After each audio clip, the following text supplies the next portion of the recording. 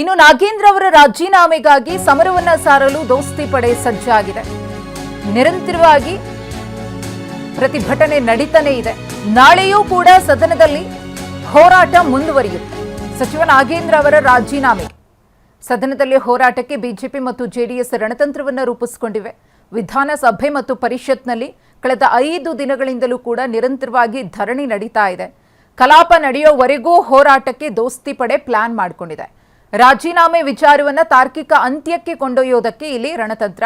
ಜಂಟಿ ಹೋರಾಟದ ಕುರಿತು ಎಚ್ಡಿಕೆ ಅವರ ಜೊತೆ ಅಶೋಕ್ ಚರ್ಚೆ. ಅಶೋಕ್ ಜೊತೆ ಮಾತುಕತೆ ಬಳಿಕ ಜೆಡಿಎಸ್ ಶಾಸಕರಿಗೆ ಸೂಚನೆ. ರಾಜೀನಾಮೆ ಹೋರಾಟವನ್ನು ಮುಂದುವರಿಸಲು ಶಾಸಕರಿಗೆ ಸೂಚನೆ. ಸದನದ ಒಳಗೆ ಮತ್ತು ಹೊರಗೆ ಹೋರಾಟವನ್ನು ಮಾಡೋದಕ್ಕೆ ಮೈತ್ರಿ ಪಡೆ ಸಜ್ಜಾಗಿದೆ. ಒಗ್ಗಟ್ಟಾಗಿಯೇ ಹೋಗೋದಕ್ಕೆ ಇಲ್ಲಿ ಜೆಡಿಎಸ್ ಮತ್ತು ಬಿಜೆಪಿ ಕಾರ್ಯತಂತ್ರವನ್ನು ರೂಪಿಸಿಕೊಳ್ತಾ ಇದೆ. ಅಂತಿಮವಾಗಿ ಅವರ ಗುರಿ ಸಚಿವ ಸ್ಥಾನದಿಂದ ನಾಗೇಂದ್ರ ಅವರನ್ನು ವಜಾ ಮಾಡಬೇಕು, ಅವರೇ ರಾಜೀನಾಮೆಯನ್ನ ಕೊಡಬೇಕು ಅನ್ನೋದು. ಈ ಕುರಿತು ಮತ್ತಷ್ಟು ಮಾಹಿತಿಯನ್ನ ಕೊಡೋದಕ್ಕೆ ನಮ್ಮ ಪ್ರತಿನಿಧಿ ಸುನಿಲ್ ನೇರ ಸಂಪರ್ಕದಲ್ಲಿದ್ದಾರೆ. ಸುನಿಲ್, ಗಮನಿಸ್ತಾ ಇದ್ದೀವಿ ನಾಗೇಂದ್ರ ಅವರ ರಾಜೀನಾಮೆಗೋಸ್ಕರ ಯಾವ ರೀತಿಯಾಗಿ ವಿಪಕ್ಷಗಳು ಹೋರಾಟವನ್ನು ನಿರಂತರವಾಗಿ ಮಾಡ್ಕೊಂಡು ಬರ್ತಾ ಇವೆ ಅಂತ ಹೇಳಿ, ನಾಳೆ ಇದು ಮತ್ತಷ್ಟು ತೀವ್ರ ಸ್ವರೂಪವನ್ನ ಪಡೆದುಕೊಳ್ಳುತ್ತಾ ಅಂತ ಉಭಯ ಸದನಗಳಲ್ಲೂ ಯಾವ ರೀತಿಯಾಗಿ ಹೋರಾಟ ಮಾಡೋದಕ್ಕೆ ಪ್ಲಾನ್ ಮಾಡಿಕೊಂಡಿವೆ? ಮಧುಶ್ರೀ, ಈಗಾಗಲೇ ವಿಧಾನಸಭೆ ಮತ್ತು ವಿಧಾನ ಪರಿಷತ್ ಎರಡೂ ಕಲಾಪದಲ್ಲೂ ಕೂಡ ನಾಗೇಂದ್ರ ರಾಜೀನಾಮೆ ಕೊಡಬೇಕು ಅಂತೇಳಿ ಬಿಜೆಪಿ ಜೆಡಿಎಸ್ ದೊಡ್ಡ ಮಟ್ಟಿಗೆ ಹೋರಾಟವನ್ನು ಕೂಡ ಮಾಡ್ತಾ ಇದೆ. ಕಳೆದ 5 ದಿನ ಅಂದರೆ ಅಧಿವೇಶನದ 5 ದಿನಲ್ಲೂ ಕೂಡ ನಿರಂತರವಾಗಿ ರಾಜೀನಾಮೆ ವಿಚಾರವನ್ನೇ ದೊಡ್ಡ ಮಟ್ಟಿಗೆ ಧರಣಿಯ ಮೂಲಕ ಈಗಾಗಲೇ ಬಿಜೆಪಿ ಜೆಡಿಎಸ್ ಹೋರಾಟವನ್ನು ಕೂಡ ಮಾಡ್ತು. ಆದರೆ ಯಾವುದೇ ರೀತಿಯಾಗಿ ಸರ್ಕಾರ ಇದಕ್ಕೆ ತಲೆ ಕೆಡಿಸಿಕೊಳ್ಳಿಲ್ಲ. ಅದರ ಏನು ಕಾರ್ಯಕಲಾಪಗಳು ಏನು ನಡೀತದೆ ಅದನ್ನ ಸದನದಲ್ಲಿ ಎರಡೂ ಸದನದಲ್ಲೂ ಕಾರ್ಯಕಲಾಪವನ್ನು ನಡೆಸ್ತಾ ಇತ್ತು. ಹಾಗಾಗಿ ಸೋಮವಾರ ಮತ್ತು ಮಂಗಳವಾರ 2 ದಿನ ಅಧಿವೇಶನ ಇದೆ. ಈ ಒಂದು ಹಿನ್ನೆಲೆಯಲ್ಲಿ ಆ ಒಂದು ಸದನದಲ್ಲೂ ಕೂಡ ದೊಡ್ಡ ಮಟ್ಟಿಗೆ ಈ ಒಂದು ಹೋರಾಟ ತೆಗೆದುಕೊಂಡು ಹೋಗಬೇಕು. ನಾಗೇಂದ್ರ ರಾಜೀನಾಮೆ ವಿಚಾರ ಏನು ಧರಣಿ ಏನಿದೆ ಅದನ್ನ ಮತ್ತಷ್ಟು ತೀವ್ರ ಸ್ವರೂಪವನ್ನ ತೆಗೆದುಕೊಂಡು ಹೋಗಬೇಕು ಅಂತೇಳಿ ಈಗಾಗಲೇ ಬಿಜೆಪಿ ಜೆಡಿಎಸ್ ತೀರ್ಮಾನ ಮಾಡಿದೆ. ಅದಕ್ಕೆ ಪೂರಕವಾಗಿ ಈಗಾಗಲೇ ಜೆಡಿಎಸ್ ನಾಯಕರ ಜೊತೆ ಕುಮಾರಸ್ವಾಮಿ ಜೊತೆ ಆರ್ ಅಶೋಕ್ ಅವರು ಕೂಡ ಮಾತುಕತೆಯನ್ನು ನಡೆಸಿದ್ದಾರೆ. ಸೋಮವಾರ ಮತ್ತೆ ಮಂಗಳವಾರ 2 ದಿನ ಏನು ಕಲಾಪ ನಡೆಯುತ್ತೆ ಆ ಒಂದು ಕಲಾಪದಲ್ಲಿ ದೊಡ್ಡ ಮಟ್ಟಿಗೆ ಈ ಒಂದು ಹೋರಾಟವನ್ನು ತೆಗೆದುಕೊಂಡು ಹೋಗಬೇಕು.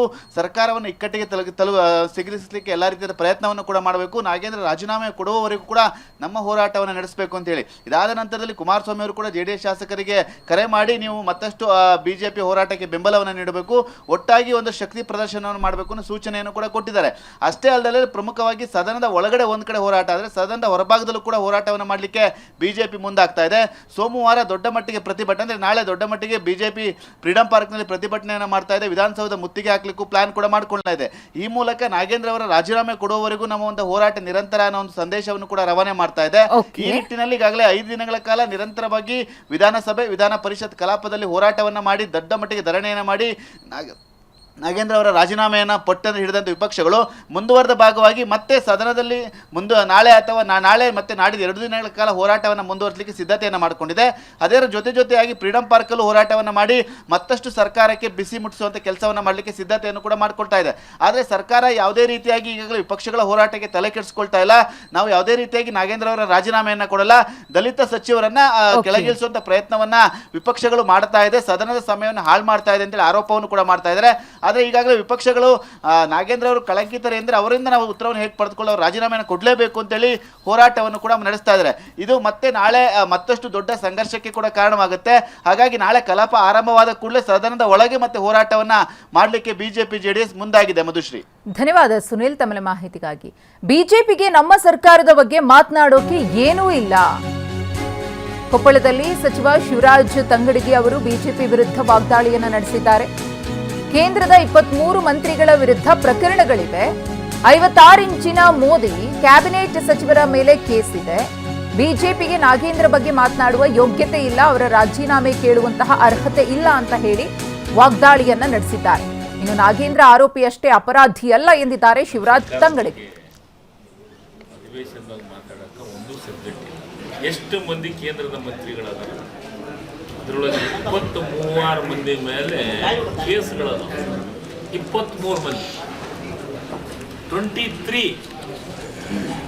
23 ಮಂದಿ ಕೇಂದ್ರ ಸರ್ಕಾರ ಶುದ್ಧ ಹಸ್ತದ 56 ಇಂಚಿನ ಪ್ರಧಾನಮಂತ್ರಿ ಕ್ಯಾಬಿನೆಟ್ ಒಳಗೆ ಅವರು